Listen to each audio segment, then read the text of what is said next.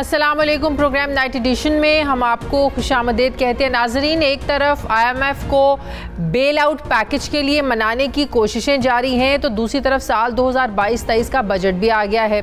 ऐसे में मुश्किल फैसले लेना हुकूमत के लिए नागुज़ीर था। पेट्रोल, बिजली और गैस की कीमतों को पहले ही बढ़ाया जा चुका है और पेट्रोल की वजह से खाने पीने की अशिया से लेकर घरेलू इस्तेमाल की हर चीज़ महंगी हो गई है। इस बार के बजट को लेकर आवाम तो कन्फ्यूज हैं कि पहले से महंगाई में रियायतें दी गई हैं या मजीद बोझ डाला गया है। जहां आवाम कन्फ्यूज नहीं है वो ये है कि बजट में IMF वाज़ेह नज़र आ रहा है, क्योंकि सब्सिडीज़ 1500 अरब से कम करके 700 अरब रुपए पर ये हुकूमत ले आई है और IMF भी यही चाहता था। आज पोस्ट बजट प्रेस कॉन्फ्रेंस में वज़ीर ख़जाना मिफ्ता इस्माइल ने किसी लगी लिपटी के बगैर ये वाज़ेह किया कि पेट्रोल अभी मज़ीद महंगा होगा। अगर पाकिस्तान को श्रीलंका बनने से बचाना है तो पेट्रोलियम मसनूआत की कीमतें बढ़ाना होंगी। क्या कहा वज़ीर ख़जाना साहब ने, ज़रा देखिए। तारीख के सबसे 4 बड़े डेफिसिट जो है वो इमरान खान ने किए। पौने 4 साल में जितनी डेट इन्होंने ली है उतनी जो है वो डेट 71 साल में ली गई थी, उसका 80% ले लिया है। फरवरी के एंड पे, मार्च में जब इनको लग रहा था इनकी हुकूमत जारी और जो इन्होंने ये सब्सिडी दी है ऑयल और पेट्रोल की, IMF का मुआहदे के खिलाफ खुद मुआहदा करा था इन्होंने। बेसिकली वो चेक लिख के दे दिए जबकि आपके अकाउंट में कुछ पैसे नहीं। थोड़ा सा आप ये भी समझें कि हम ये अगर पेट्रोल महंगा करते हैं तो घर पे पैसे लेके नहीं जा रहा हूँ भाई, आपके कौम के खजाने में ही डाल रहा हूँ। एक तरफ नाज़रीन हुकूमत बजट को बहुत अच्छा कह रही है तो दूसरी तरफ लेवी बढ़ाने और सब्सिडी के खात्मे की खबर सुनाकर आवाम को डरा भी रही है। मसला ये है कि पाकिस्तान में अगर पेट्रोलियम मसनूआत की कीमतों में इजाफा होता है तो आटा, घी, चीनी, दाल, सब्जी, हर चीज़ की कीमत में इजाफा हो जाता है, क्योंकि ट्रांसपोर्ट की कीमत में इजाफा होने से हर तरह का किराया बढ़ जाता है, जिसे फिर प्रोडक्ट की कीमत में शामिल करके किया जाता है और ऐसे फिर महंगाई बढ़ जाती है। तहरीक इंसाफ के चेयरमैन इमरान खान ने इत्तेहादी हुकूमत इस बजट को मुस्तरद कर दिया है, जो हर ऑपोजिशन जो है वो करती है। साबिक वज़ीर ख़जाना सेनेटर शौकत तरीन ने आज प्रेस कॉन्फ्रेंस करते हुए कहा कि महंगाई तो मज़ीद बढ़ेगी क्योंकि उन्होंने पेट्रोलियम मसनूआत पर सब्सिडी ख़त्म करनी है और 30 रुपए की लेवी भी लगानी है, जिससे महंगाई में इजाफा होगा। क्या कहा उन्होंने, ज़रा देखिए। इन्फ्लेशन इस वक्त चल रही है 13.84 CPI। जैसे 60 रुपए का इम्पैक्ट आया तेल की और डीजल की प्राइसेस पे, सेंसिटिव प्राइस इंडेक्स वो 24 पे चली गई है। अब 750 अरब रुपए की इन्होंने पेट्रोलियम लेवी जो अभी ये अब जितने इन्होंने बढ़ा भी दिए हैं, सेल्स टैक्स भी बढ़ाएंगे, उसके बाद पेट्रोलियम लेवी 30 रुपए की और लगाएंगे। जो मराद दी थी हमने इंडस्ट्री को वो ये वापस ले रहे हैं। तो ये सारा कुछ करके उसके बावजूद ये समझ रहे हैं कि 7.1 बनेगी, तो वो 7.1% नहीं होगी। दूसरी तरफ नाजरीन, फिल्म डिस्ट्रीब्यूटर्स और सोलर पैनल पर रियायत देने और सब्सिडी का देने का जो फैसला है ये अपनी जगह अच्छा है, मगर बैरून मुल्क से मोबाइल मंगवाने, 1600 सीसी से ऊपर की गाड़ियों और कई चीज़ों पर टैक्स आयद करने के साथ साथ जो तनख्वाहदार तबका है इससे टैक्स की वसूली और गेन टैक्स की शरह में इजाफा भी यकीनन अवाम की मुश्किलात में इजाफे का सबब बनेगा। बजट अच्छा है या नहीं, इसका फैसला इन अदाद शुमार पर मुनहसर है कि मौजूदा हालात में रोज़मर्रा अशिया और बुनियादी ज़रूरियात ज़िंदगी कितनी सस्ती हुई हैं। यानी अगर आवाम के ट्रांसपोर्ट का किराया कम नहीं होता, आटा, घी और चीनी सस्ती नहीं हुई, दाल, सब्जी और नमक मिर्च के रेट कम नहीं हुए, बच्चों की स्कूलों की फ़ीसें कम नहीं हुई, ना ही घर बनाने का किसी का अपना ख्वाब पूरा हुआ है, तो अवाम बजट को अच्छा और मुनासिब कैसे कहेंगे? कैसे कहेंगे कि ये अवाम दोस्त बजट है? मौजूदा हुकूमत जहाँ मुआशी और सियासी मसाइल में घिरी हुई है, वहाँ महंगाई की कदर में इजाफा होने से ज़ाहिर आवाम में भी अब गम और गुस्सा तो है। अब ये हुकूमत पर मुनहसर है कि IMF की शराइत के सामने ढेर होकर आवाम को टैक्सेस के बोझ तले कुचलना है या फिर महंगाई के मारे आवाम को भी कुछ रिलीफ देना है। महंगाई की बढ़ती या घटती शरह ही हुकूमत की आवाम में मकबूलियत का जो ग्राफ है इसकी तनाजुली या तरक्की का फैसला करेगी। तहरीक इंसाफ ने तो इस बजट को बिल्कुल मुस्तरद कर दिया है। मैं बात करूँगी, मुझे अली मोहम्मद खान साहब पाकिस्तान तहरीक इंसाफ के रहनुमा ज्वाइन करें। अस्सलाम वालेकुम, बहुत बहुत शुक्रिया। अली साहब, हमारे लिए तो चीज़ बड़ी नॉर्मल है कि जब भी बजट पेश होता है, जो उस वक्त की ऑपोजिशन होती है वो हुकूमत के बजट को बिल्कुल ज़ाहिर रखा। मैंने तो नहीं देखा कि कभी किसी ऑपोजिशन ने हुकूमत के बजट को एक्सेप्ट भी किया हो या कहा हो, तालियां बजाई होंगे, वाह वाह बहुत अच्छा बजट है। लेकिन मौजूदा हालात में किस तरह का बजट हो सकता था, कैसे ये हुकूमत आवाम को रिलीफ दे सकती थी? इन्हें आए हुए तो अभी 2 महीने हुए हैं, पिछले 3.5-4 सालों से मईशत आप लोगों ने चलाई है, IMF के पास आप भी गए, शराइत आपने भी मानी, वही काम ये कर रहे हैं।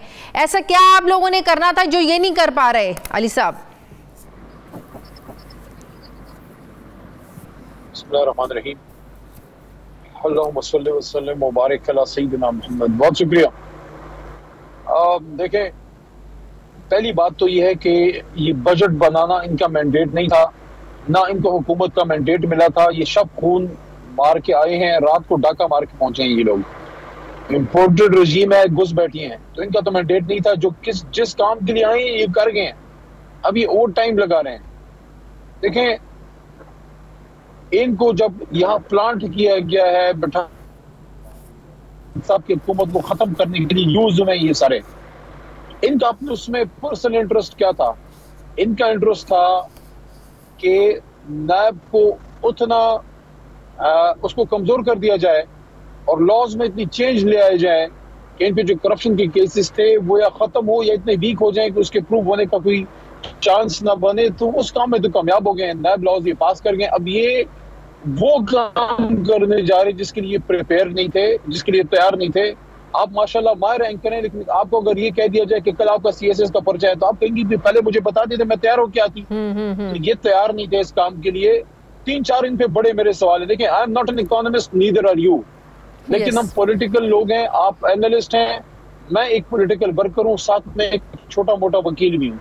और ये मेरा 9वां साल है पार्लियामेंट में, बल्कि अब तो पार्लियामेंट में मैं नहीं हूँ, लेकिन 9 बजट को मैं देख चुका हूँ। मैं पहली बात मेरी इनसे ये, देखें आपका काम ये जो रूटीन के अदाद शुमार है ना, हम कहेंगे ये इसमें जनाब डेफिसिट इतना हो गया, वो कहेंगे जनाब इतना हो गया, तो जनाब इतना लगाना चाहिए दिल्ली, वो कहेंगे उतना। मुझे 3-4 बातों का जवाब दें। ये इम्पोर्टेड रजीम, सबसे पहली बात यह है कि जो बिलावल जरदारी साहब कहते थे कि PTIMF, अब क्या IMF से निकल गए? आपको तो पहला काम ही करना चाहिए कि IMF के चुंगल से इस कौम को निकालते। हम जब पहले नहीं जा रहे थे, जब हमारी हुकूमत आई, कह रहे थे क्यों नहीं जा रहे, जब मजबूरी के आलम में जाना पड़ा फिर कहा कि PTIMF है। तो अब मुझे बिलावल साहब, शहबाज साहब और इनके मिफ्ता भाई ये मुझे बताएं क्यों नहीं IMF से निकल गए, ये क्यों नहीं उन्होंने गुलामी की जंजीरें तोड़ दी? अगर यही करना था तो फिर क्यों आए? वो तो हम कर ही रहे थे और उनसे बेहतर कर रहे थे, नंबर 1। नंबर 2, लेकिन ये जो कर रहे हैं ये IMF के कहने पे जाहिर है, IMF की शराइत सुन लेना अली साहब, ये सुन लेना। आज जो वजीर खजाना साहब ने कहा कि पेट्रोल अभी मजीद महंगा होगा, डीजल अभी मजीद महंगा होगा, जाहिर है ये IMF की शराइत हैं। आपने जो अपने इंडिकेटर्स हैं, आपने जो अपने टारगेट्स हैं, उनको अचीव करना है। अगर आप लोग भी होते तो आज यही हालात होते, पेट्रोल इतना ही महंगा होता, डीजल इतना ही महंगा होता। IMF के पास आप भी गए थे, ये भी IMF की सुन रहे हैं। देखें शाजिया जीशान साहिबा, बात ये है नहीं जो आप कर रही हैं। देखें, हम IMF में इसलिए गए कि इनके करतूतों की वजह से गए। IMF में जाके हमने उनके एक्सट्रीम मेजर्स के सामने खड़े हो गए। रियलिस्टिक बात ये है अली मोहम्मद खान साहब, 2013 से लेकर 2018 तक जब नून लीग की हुकूमत थी, ये लोग IMF में गए थे, जाहिर है सारे प्रोग्राम्स IMF के तहत ही चल रहे थे। आप लोग उस वक्त तनकीद करते थे, आप लोग हुकूमत में आए तो ये लोग तनकीद करते थे। अब ये लोग IMF में गए हैं, आप लोग तनकीद करते हैं। मेरे ख्याल में इस बात की कोई इंपॉर्टेंस नहीं है कि कौन IMF के पास जाता है तो कौन उस पर तनकीद करता है। बात यह है कि IMF के किन फैसलों को मानकर आप आवाम को मुश्किलात में डालते हैं या आवाम को रिलीफ देते हैं। ये तो फिर एक सिर्फ सियासी पॉइंट स्कोरिंग हो जाती है कि जो अपोजिशन में होता है वो तनकीद करता है, कल जब वो हुकूमत में होता है, मतलब कि हुकूमत में होते हैं सब कुछ हलाल हो जाता है, अपोजिशन में होते हैं सब कुछ हराम हो जाता है। मतलब कि इस बात से हटकर हमें आगे चलना चाहिए कि IMF के प्रोग्राम के तहत आप आवाम को दे क्या रहे हैं। मैं ये अर्ज कर रहा हूँ कि मैं तो इस बहस में जा ही नहीं रहा कि IMF में जाना अच्छा था या बुरा था। वो तो हम चले गए, इन्होंने कौम को 3-4 झूठ बोले कि IMF के पास ही लोग गए, ये IMF की शराइत मान रहे हैं, उनके कहने पे महंगाई कर रहे हैं, हम आपको IMF से छुटकारा दिलाएंगे। अब दिलाएं छुटकारा, आ गए, अब आप बैठ गए।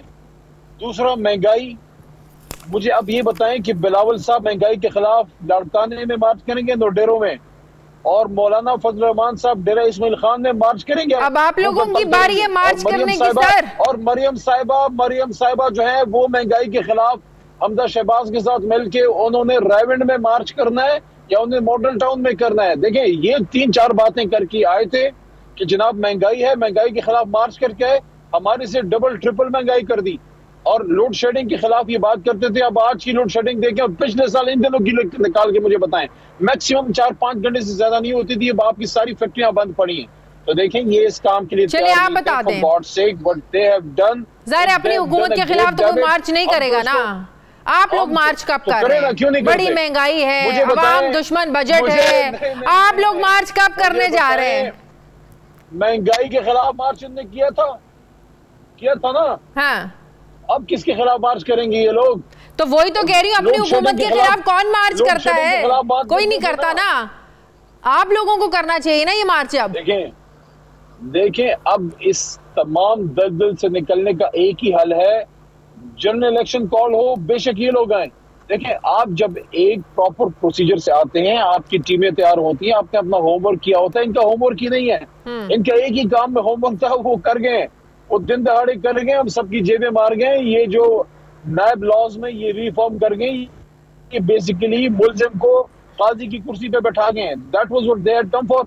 दूसरा, ओवरसीज पाकिस्तानीज के वोट पे हक डाला, क्योंकि उनको समझ लगती थी कि इमरान खान को वोट करेंगे, वो कर दिया। और अभी जो ये हल्का बंदियों में बहुत बड़े पैमाने पे चेंजेस हो रही है, लोगों के वोट्स ट्रांसफर हो रहे हैं। अली साहब, आज इमरान खान साहब ने भी कहा कि ये हुकूमत 1-2 महीने से ज्यादा नहीं चलेगी, से पहले रिक कर दिया जाए। ये आप लोगों की जमात के लोग बहुत से बातें कर रहे हैं कि हुकूमत 1-2 महीने से ज्यादा नहीं चलेगी। क्या आप लोगों को कहीं से ये श्योरिटी दी जा रही है, यकीन दहानियां करवाई जा रही हैं, कोई ग्रीन सिग्नल आप लोगों को दिए जा रहे हैं कि 1-2 महीने सब्र कर लें, ये लोग जाने वाले हैं?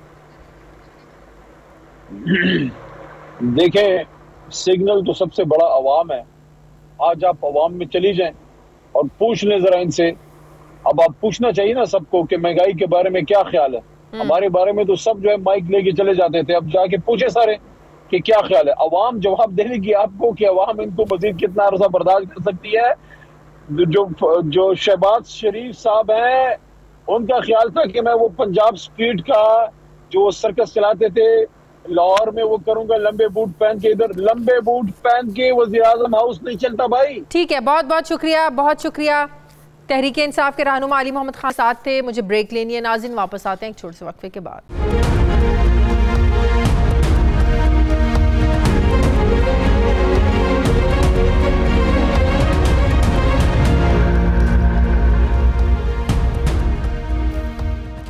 ब्रेक के बाद एक बार फिर से आपको खुशामदीद कहते हैं। मुस्लिम लीग नून के रहनुमा मोहम्मद ज़ुबैर साहब मुझे ज्वाइन कर रहे हैं। अस्सलाम वालेकुम, बहुत बहुत शुक्रिया ज़ुबैर साहब आपका। ज़ुबैर साहब, आप तो वाकई सही वाले मेहमान हो गए। आपने लगता है प्रोग्राम्स में आने की जो अपनी रेशियो है वो कम कर दी है। इसकी वजह मैं जान सकती हूँ? मैं बजट पे बात करना चाहती हूँ क्योंकि कुछ लोग ये समझते हैं, हमारे भी ख्याल में ये है कि जो मरीम नवाज़ साहिबा के करीबी लोग हैं उनको ना तो मिनिस्ट्रीज़ मिली, ना उनको कुछ दिया गया, शायद वो नाराज़गी में साइड पे बैठे हुए हैं। किस हद तक सच्चाई है इस बात में ज़ुबैर साहब? नहीं, मेरा नहीं ख्याल है मरीम नवाज और कैंप कोई वो डिफरेंट कैंप है। पाकिस्तान मुस्लिम लीग नवाज ज़ाहिर शहबाज शरीफ प्राइम मिनिस्टर हैं और वो आपको पता है कि जैसे कप्तान होता है वैसे प्राइम मिनिस्टर होते हैं। वो सिलेक्ट करते हैं अपनी टीम को जिसको समझते हैं कि मेरिट पर पूरा उतरते हैं या उन्होंने इनफ सेक्रीफाइसेस की भी हैं और दोनों का अच्छा एक कॉम्बिनेशन है और वक्त के हिसाब से वो ज्यादा मुनासिब है, तो और इसको हम कबूल करते हैं। जाहिर है इसमें तो लड़ने की तो बात है।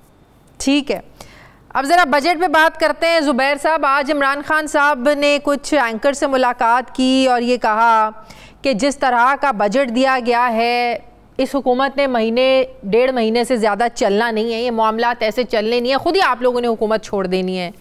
क्या वाकई आप लोग समझते हैं कि इतना प्रेशर है, इतना लिंगर ऑन करना, मामलात को इस तरह से चलाना वाकई इतना मुश्किल हो चुका है कि आप लोग थक के फैसला कर लें भाई हमसे इकोनॉमी नहीं संभल रही है, हम तो 3.5-4 साल नहीं चला रहे, 2 महीनों में ये हाल हो गया, हमें अगले 1 साल क्या करेंगे? इतने बेवकूफ तो हम नहीं हैं और ये तो कॉमन सेंस की बात है कि जी अगर हमने छोड़ना होता तो हम इतने मुश्किल फैसले क्यों करते और फिर अनाउंस करते कि जी असेंबली को डिसॉल्व करके अब आपके पास है, फिर हम मुश्किल फैसले ही ना करते, पेट्रोल की कीमत ना बढ़ाते, गैस की कीमत बढ़ाने का ऐलान ना करते, बिजली की कीमत एंड सो ऑन।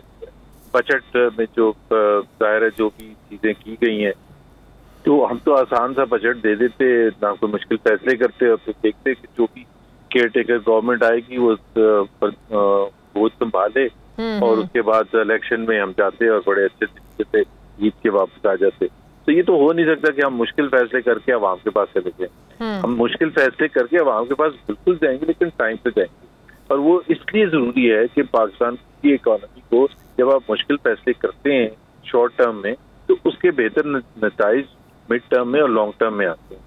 तो हम समझते हैं कि आज अगर हम ये मुश्किल फैसले ना करें, एक तो नागुज़ीर है कि देखिए ना, ये शॉर्ट टर्म फैसले, मिड टर्म कितना टाइम, लॉन्ग टर्म कितना टाइम, जाहिर है इलेक्शन 8-9 महीने साल में तो होने हैं, तो साल में रिजल्ट्स आएंगे, उस एक साल में अवाम का क्या बनेगा, फिर जाहिर है आप एक पॉलिटिकल ऑरा है मुस्लिम लीग नून का, वो डिस्टर्ब नहीं होगा, सियासी साख डिस्टर्ब नहीं होगी, वोट लेने हैं आप लोगों ने।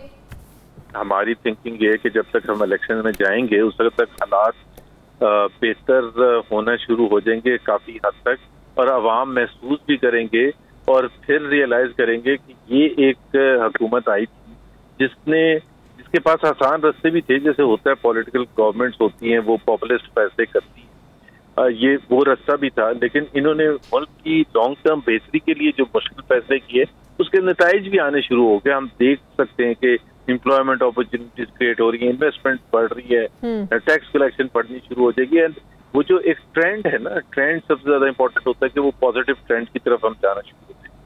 लेकिन पॉजिटिव ट्रेंड्स किस सेंस में आप बात कर रहे हैं? पेट्रोल नीचे आ जाएगा, वो तो फिर एक उज़र है ना कि पूरी दुनिया में महंगा, भी हम महंगा लेके कैसे सस्ता दें? क्या फिर बिजली सस्ती हो जाएगी? जो गैस 400% बढ़ाई जा रही है वो सस्ती हो जाएगी? किराए कम हो जाए? क्या होगा? एक तो ये बड़ा एक पाकिस्तान में एक मेरा ख्याल है इतनी ज्यादा डिबेट होती है तो सबको महसूस हो समझ जाना चाहिए, ये कोई इकोनॉमी का कोई बड़ा ही कॉम्प्लेक्स कोई तरीका नहीं है कि अगर आप एक घर भी चलाते हैं तो जितनी आपकी इनकम होती है उसी को देख के आप घर चलाते हैं ना। हाँ। और बेहतरी उसी में होती है। अगर आप घर इनकम आपकी 1 लाख है, खर्चा आप 1.5 लाख का कर रहे हैं तो आप दलदल में फंसते चले जाएंगे। अगर आप समझ रहे हैं 1.5 लाख खर्च करके बेहतरी आएगी, बेहतरी नहीं आएगी, खराबी आएगी। And over a period of time आप जब पीछे मुड़ के देखेंगे तो आप कहेंगे ओ अगर मैं 1 लाख से ही गुजारा करता तो वो ज्यादा आज मैं पुरसुकून होता। तो ये जो एक कॉन्सेप्ट है ना कि जी मुश्किल फैसले का मतलब ये है कि जी आप बेल्ट कसने का फैसला ये है कि आप 1 लाख के अंदर अंदर ही आपने सब कुछ करना है। तो वो फिर जब आपके ऊपर कर्जों का बोझ नहीं पड़ेगा उस रफ्तार से जिस रफ्तार से बढ़ता रहा है, या आपको उस किस्म की फिस्कल डेफिसिट नहीं करनी पड़ेगी जिस किस्म की पिछले 4 साल में रही है, तो फिर लोगों के लिए और बिजनेसमैन भी जब देखते हैं सबसे एसेंशियल चीज क्या है, इन्वेस्टमेंट होगी तो जॉब अपॉर्चुनिटीज क्रिएट होगी, इन्वेस्टमेंट होगी तो टैक्स कलेक्शन बढ़ेगी, इन्वेस्टमेंट होगी तो तमाम चीजों में एम्प्लॉयमेंट जनरेशन होगी, और वो उस वक्त इन्वेस्ट करेगा एक बिजनेसमैन। पाकिस्तान में कोई सोशलिस्ट सिस्टम तो है नहीं। Pakistan largely depends on businesses to invest in the country and both domestic investors and foreign investors. जैसे जैसे वो इन्वेस्टमेंट करेंगे वैसे वैसे तरक्की की शरह बढ़ेगी, लोगों के लिए खुशहाली होगी, उनकी इनकम बढ़ेगी, उनकी एम्प्लॉयमेंट अपॉर्चुनिटी बढ़ेगी and so on and so fourth. लेकिन ये कंस्ट्रक्शन इंडस्ट्री का क्या हाल कर दिया है जुबैर साहब, वो मैं एक आज इस पे अलग टॉपिक तो करी। कंस्ट्रक्शन इंडस्ट्री हर चीज डबल हो गई है। जो घर पिछले साल तक 2-3 करोड़ में चले कंस्ट्रक्शन हो जाते आज वो डबल हो गई है। आप सीमेंट देखें कहाँ चला गया, सरिया कहाँ चला गया, ईंट की कीमत क्या हो गई है। आप जैसे एलीट को तो कोई फर्क नहीं पड़ा ना। आप सर आप आवाम की बात, सर मैं मिडिल क्लास से भी, मेरा ताल्लुक भी मिडिल क्लास से, सर फर्क पड़ता है। यकीन करें पेट्रोल जो टैंक पहले 5,000 में 5,500 में फिल होता था आज वो 10,000 में फिल हो रहा है। यकीन करें कमर टूट गई है हम जैसों की। We are very sensitive about it. ये जाहिर है अवाम की मुश्किलात जो हैं शॉर्ट टर्म में वो हम महसूस भी करते हैं और वो दर्द भी महसूस करते हैं। मुश्किल फैसले करना हुकूमत में रह के कोई आसान काम नहीं होता, वो एक जाहिर है बड़ा चैलेंज होता है। मैंने जिस तरह आपको एग्जांपल दी थी कि वो अगर आप मुश्किल फैसले आज करेंगे, अगर आप नहीं करेंगे तो you are sure going towards Sri Lanka type situation. क्या हम उस तरफ जाने के लिए तैयार हैं? और फिर हम मुड़ के कहेंगे कम से कम वो हम अगर इस महंगाई को लेके ही अवाम सड़कों पर निकल आते हैं और शोर शराबा और बस वो कहते हैं कि नहीं इस हुकूमत को चलने, देन व्हाट?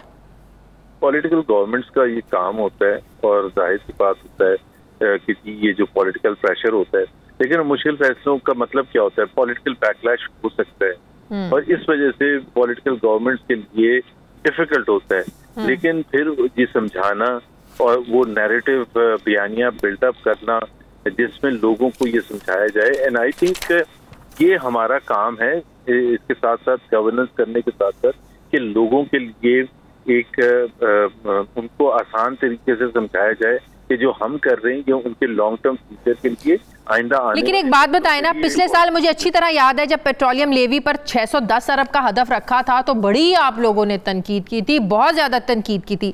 अब आप लोगों ने खुद 750 अरब का जो है ना वो ये टारगेट रख लिया, कैसे पूरा करेंगे?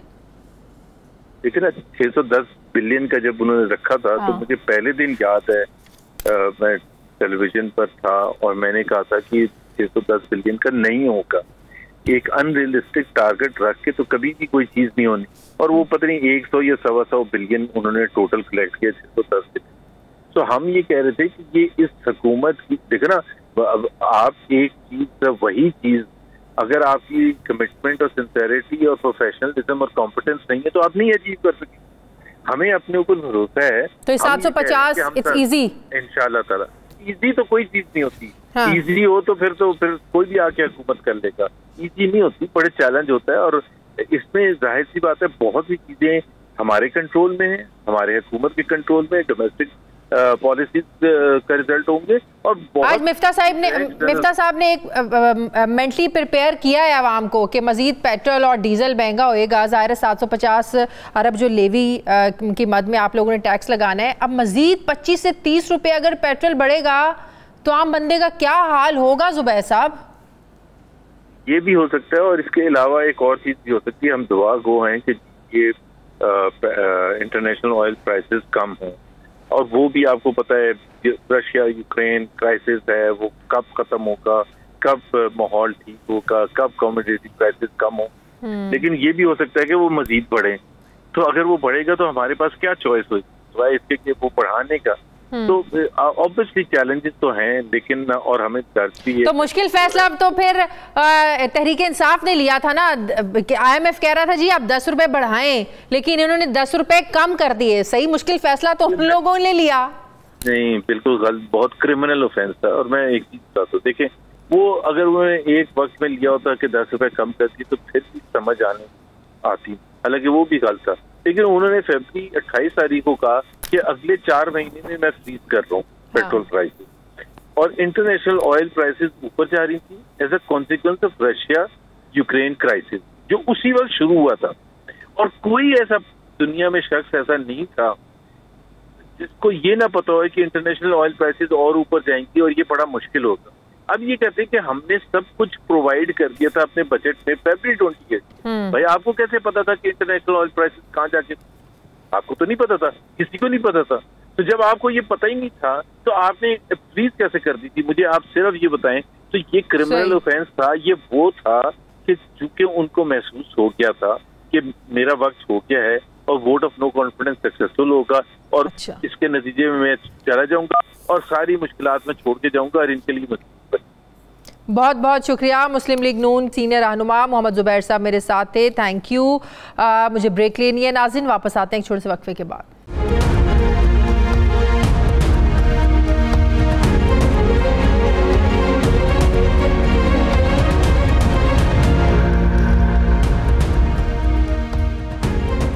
ब्रेक के बाद एक बार फिर से आपको खुशामदीद कहते हैं। माहिर मौशियात डॉक्टर फ़ारूक सलीम साहब मुझे ज्वाइन करें। अस्सलाम वालेकुम, बहुत बहुत शुक्रिया। डॉक्टर साहब, बड़ी तनकीद हो रही है, ये तो कोई नई बात नहीं है कि अपोजिशन हुकूमत के बजट पर तनकीद करे, ये तो हम देखते ही आ रहे हैं। लेकिन कितना रियलिस्टिक आपको बजट लगता है? जो टारगेट्स हैं, जो ग्रोथ का रेट इन्होंने दिया है, तहरीक इंसाफ तो बड़ा मजाक उड़ा रही है। इवन कि आज तो इमरान खान साहब ने कह दिया महीने 1.5 महीने तक ये बर्दाश्त कर सकेंगे, इससे ज़्यादा इनकी सकत नहीं, खुद ही चले जाएंगे। कितना रियलिस्टिक लगता है आपको आवाम के लिए बजट? देखिए, जिस माहौल में ये बजट बनाया गया है वो बड़ा ही चैलेंजिंग माशी माहौल था। यानी कि साबिक हुकूमत जो है वो पाकिस्तान की तारीख का बुलंद तरीन बजटरी खसारा छोड़ के जा रही है, वो पाकिस्तान की तारीख का बुलंद तरीन तिजारती खसारा छोड़ के जा रही है। और $10 बिलियन पड़े हैं हमारे स्टेट बैंक के पास, जिसका मतलब ये है 5 या 6 हफ्ते से ज्यादा की इम्पोर्ट नहीं है। तो ये बैकग्राउंड है, ये माहौल है और उसके अंदर ये बजट तश्कील दिया गया है। मैं समझता हूँ बहुत ही चैलेंजिंग एनवायरनमेंट है और अगर गौर से देखा जाए तो it's quite a balance budget, it's a fairly balance budget इतने चैलेंजिंग एनवायरनमेंट के अंदर। आपने 2-3 टारगेट्स का जिक्र किया, अहदाफ का जिक्र किया, वो बिल्कुल ठीक कह रहे हैं आप कि जो GDP का हदफ रखा गया है 5% का, वो शायद वहाँ तक नहीं पहुँच पाएगा, और उसकी वजूहत ये हैं कि इंटरेस्ट रेट बड़ी तेज़ी से बढ़ रहा है, मईशत का जो पहिया है उसकी रफ्तार स्लो डाउन हो रही है, तो जीडीपी ग्रोथ जो है वो 5% तक शायद नहीं पहुँच पाएगी। जो हद रखा और गया पेट्रोलियम लेवी की मद में जो 750 अरब इकट्ठा करना है, पिछले साल 610 अरब जब पीटीआई ने रखा था, बड़ी लेदे हुई थी, बड़ी तनकीद हुई थी, अब वो उनसे भी अचीव नहीं हुआ, ये कैसे अचीव करेंगे? जी बिल्कुल ऐसे ही है। ये जो IMF से एग्रीमेंट ओरिजिनल किया गया था वो पीटीआई की हुकूमत के दौरान किया गया। जिस 610 अरब का आपने जिक्र किया, ये पिछले साल जून में शौकत तरीन साहब ने जो बजट दिया था उसमें ये कहा गया था कि हम 610 अरब रुपया इकट्ठा करेंगे, और उस वक्त ये बन रहा था तकरीबन 30 रुपए फी लीटर पेट्रोल और डीजल के ऊपर। फिर वहां पे वादा खिलाफी हुई, और उसी का बार बार जो है वो IMF रिपीट भी करती है कि पुरानी हुकूमत ने जो हमसे वादे किए थे वो वादा खिलाफी हुई। उसके बाद बजट को, उसके बाद IMF के प्रोग्राम को सस्पेंड कर दिया गया। इस दफा की जो फिगर आ रही है वो 750 अरब की आ रही है, और मेरा ख्याल है कि ये तकरीबन 50 रुपए पेट्रोलियम लेवी की मद में बन जाएगा पेट्रोल और डीजल के ऊपर।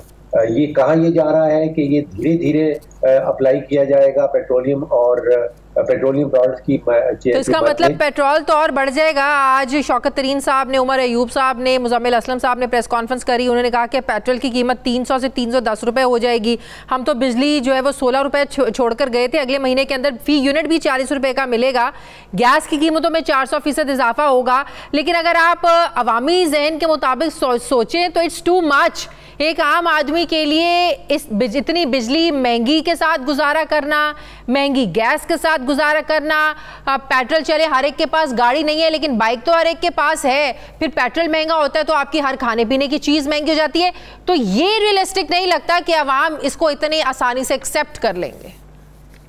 देखिए 193 मेंबर कंट्रीज हैं यूनाइटेड नेशंस की इस वक्त, और उनमें से सिर्फ एक मुल्क ऐसा है जो महंगा पेट्रोल और डीजल खरीद रहा है आलमी मंडी से और अपने मुल्क के अंदर सस्ता बेच रहा है। देखिए ये मुमकिनात में से नहीं है कि आप महंगा माल खरीदें और सस्ता माल, उसी माल को सस्ता बेच दें। ये दुकान बंद करने का नुस्खा होता है, ऐसी दुकान नहीं चल सकती। तो पाकिस्तान में ये तो मुमकिन ही नहीं है कि आप महंगा तेल आलमी मंडी से खरीदते जाएं और मुल्क के अंदर उसको सस्ता बेचते जाएं। तो यहाँ पे तो बर्दाश्त जो है वो करना पड़ेगा। जो दो चीजें और जिसका आपने जिक्र किया, बिजली और गैस, उस पे जरा तफरीक कर लें। बिजली तकरीबन 350-400 अरब रुपए की इस मुल्क में चोरी हो जाती है। वापदा जो 100 रुपए का बिल भेजता है उसकी वसूली सिर्फ 90 रुपए की होती है। तो उन सब का बोझ जो है वो आपके और मेरे ऊपर पड़ता है। ना तो पिछली हुकूमत ने कुछ इकदाम उठाए कि चोरी को किस तरह कम किया जाए, वसूली को किस तरह बढ़ाया जाए, और ना ही ये हुकूमत को ये इकदाम उठा रही। अगर इकदाम नहीं उठाएंगे चोरी के खिलाफ तो फिर आपको नजर आएगा कि आपको 7 से 8 रुपए फी यूनिट का टैरिफ जो है वो बढ़ाना पड़ेगा। उसका कोई डायरेक्ट रिश्ता जो है वो इंटरनेशनल मार्केट से नहीं है। इंटरनेशनल मार्केट में बिजली पाकिस्तान के मुकाबले में सस्ती है।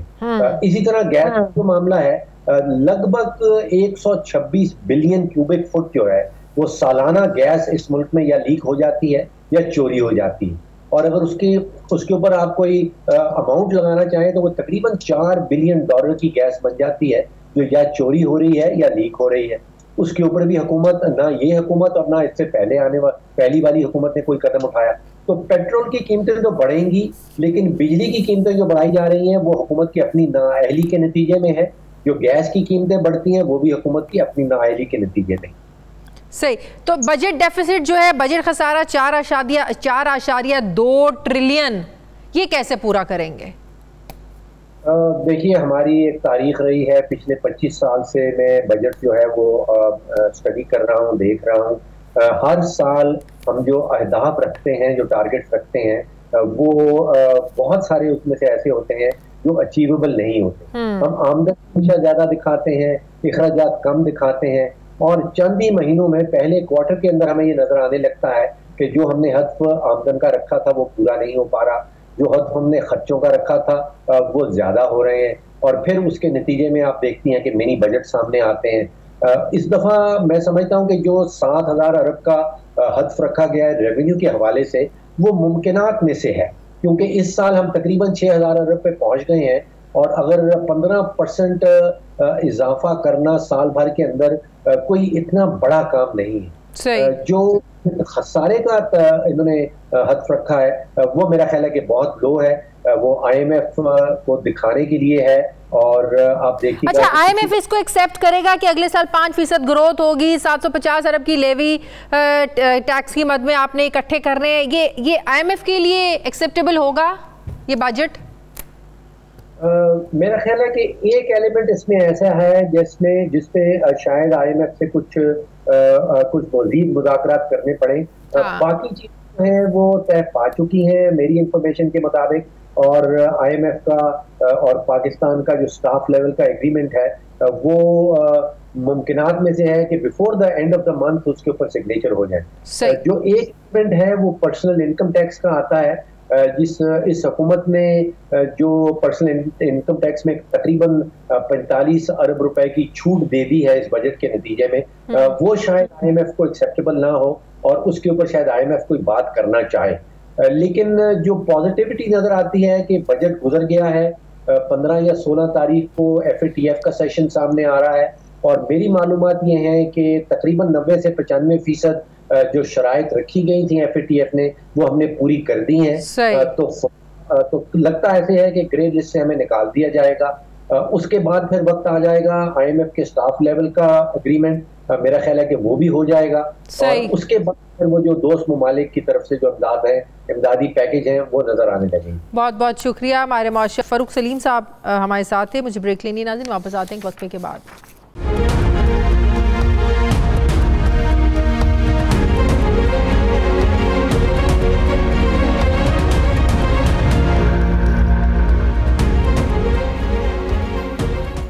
ब्रेक के बाद एक बार फिर से आपको खुशामदीद कहते हैं नाजरीन। मुल्क की चंद बड़ी इंडस्ट्रीज़ में से रियल इस्टेट को इस वक्त पाकिस्तानी मईशत में रीढ़ की हड्डी कहा जाए तो ये गलत नहीं होगा, क्योंकि इस वक्त सबसे ज़्यादा इन्वेस्टमेंट रियल इस्टेट में ही की जा रही है और रियल इस्टेट से ही कंस्ट्रक्शन का शोबा मुंसलिक है। पाकिस्तान में डायरेक्ट या इनडायरेक्ट करोड़ों लोग इस सनत से वाबस्ता हैं, मजदूर से लेकर सीमेंट फैक्ट्रियों तक और लकड़ी टाइल से लेकर प्लॉटों की खरीदो फरोख्त तक बहुत से शोबे इस पहिए को चला रहे हैं। विफाकी बजट में जहां कई चीज़ों पर टैक्स में इजाफा किया गया है, वहां प्रॉपर्टी से वाबस्ता लोगों को भी नहीं छोड़ा गया है।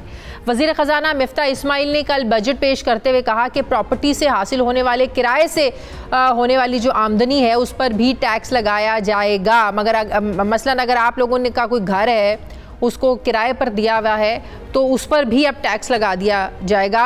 उनका ये कहना था कि साहिब हैसियत अफराद की दौलत का एक बड़ा हिस्सा पाकिस्तान के रियल स्टेट सेक्टर में मौजूद है।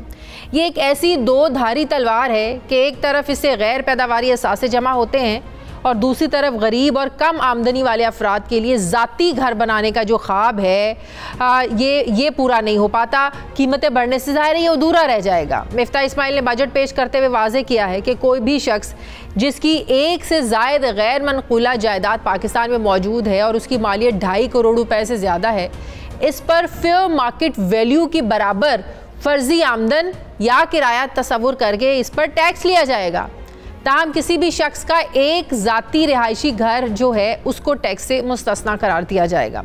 बजट में वज़ीर ख़जाना ने गैर मनकूला जायदाद के कैपिटल गेन पर 1 साल होल्डिंग पीरियड की सूरत में 15% टैक्स लागू करने की तजवीज़ दी है, जो हर साल 2.5% की कमी के साथ 6 साल के होल्डिंग पीरियड की सूरत में 0 हो जाएगी। यानी अगर किसी शख्स के पास एक प्रॉपर्टी 1 साल तक रहेगी तो वो उस पर 15% का टैक्स अदा करेगा, जबकि 6 साल के बाद उस पर कोई टैक्स नहीं होगा। यही नहीं बल्कि टैक्स फाइलर से प्रॉपर्टी के खरीदो फरोख्त पर 2% टैक्स, जबकि नॉन फाइलर से प्रॉपर्टी खरीदने या बेचने पर 5% टैक्स लिया जाएगा।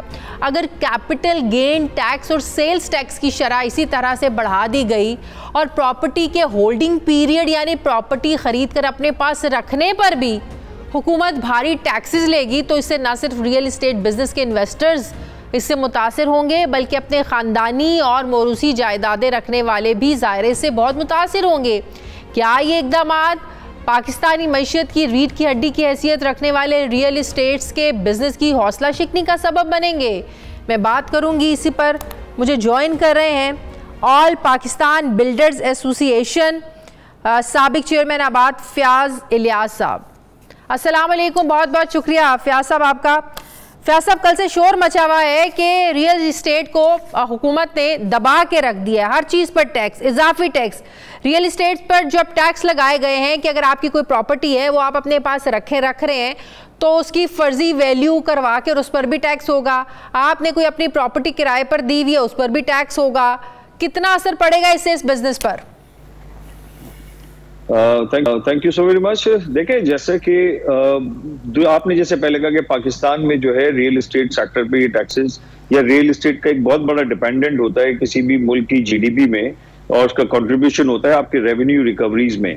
तो ये सिर्फ पाकिस्तान में नहीं, पूरी दुनिया में जो है रियल इस्टेट सेक्टर को सबसे ज्यादा वैल्यूज दी जाती हैं। रीजन बीइंग कि हर आदमी, हर जो एक फैमिली है उसको घर तो चाहिए, और उस घर की जो डिमांड है हर आने वाले वक्त में आपकी बढ़ती चली जा रही है। कल के बजट से हमें बड़े अफसोस के साथ कहना पड़ रहा है कि बजाय पाकिस्तान में इस वक्त जो इकोनॉमिकल क्राइसिस हम फेस कर रहे हैं, तो इस सेक्टर को और मजीद इसमें बेहतरी लाने के लिए और इस वक्त उसको बूस्ट करने के लिए ऐसी पॉलिसीज या ऐसे इकदाम करने चाहिए जो इन फेवर हो रियल इस्टेट, ताकि ये अगर काम चलेगा, इस real estate construction and development का काम होता है तो मुंसलिक 70 इंडस्ट्रीज हैं उसमें भी उसी तरीके से उसका भी पहिया चलता है। लेकिन बड़ी बदकिस्मती है हमारी कि हम देखते हैं कि इस सेक्टर को माजी में भी जो है बिल्कुल जो है इम्पोर्टेंस नहीं दी गई है। पिछली गवर्नमेंट में हम देखते हैं कि बड़े इसमें हमें इसको इंडस्ट्री का दर्जा भी दिया गया। इस सूरत में आपको लगता है कि लोग डरेंगे इन्वेस्टमेंट करते हुए? पहले तो जाहिर है अगर किसी ने प्रॉपर्टी खरीदी है, प्लॉट खरीदा है, तो ये सोच के खरीदा है कि 4 साल बाद, 5 साल बाद, 2 साल बाद इसकी वैल्यू बढ़ जाएगी और हमें जाहिर है प्रॉफिट होगा। अब वो प्रॉफिट का सोचे या वो जो टैक्स लगाया गया है वो टैक्स देगा इस पे? देखिए, ये सिर्फ इस पर्पस के लिए नहीं है कि सिर्फ इन्वेस्टमेंट्स हैं, इन्वेस्टमेंट्स के अलावा आपकी जाती घर की जरूरत भी होती है। आज आपने टैक्सेस बढ़ा दिए, एक इन्वेस्टमेंट है या अपने जाती घर लेने के लिए आप 3 साल 4 साल एक प्रोजेक्ट को मुकम्मल होने में लगते हैं। आज आपने उस 10% जो है कैपिटल गेन टैक्स के उसको बढ़ा के आपने जो है 15% कर दिया, और साथ साथ आपने इसकी मुद्दत भी बढ़ा दी। तो मुझे बताएं कौन इन्वेस्टर चाहेगा कि हम इतनी बड़ी हैवी जो है कैपिटल गेन टैक्स की सूरत में हम प्रॉपर्टी में हम इन्वेस्टमेंट करें, चाहे वो जाती घर लेने के लिए या लॉन्ग टर्म इन्वेस्टमेंट्स के हवाले से। साथ साथ जो आपने जो ट्रांसफर चार्जेस जो है इसमें विद होल्डिंग जो है उस पे भी आपने 100% ड्यूटीज बढ़ा दी। रीवैल्यूएशन ऑलरेडी आप कर चुके हैं प्रॉपर्टी की पूरे पाकिस्तान में थ्रू FBR, और ये 100% देखिए ये तो वो मामला तो सारे हैं कि जो इस इंडस्ट्री को डिस्करेज करने वाली बात है।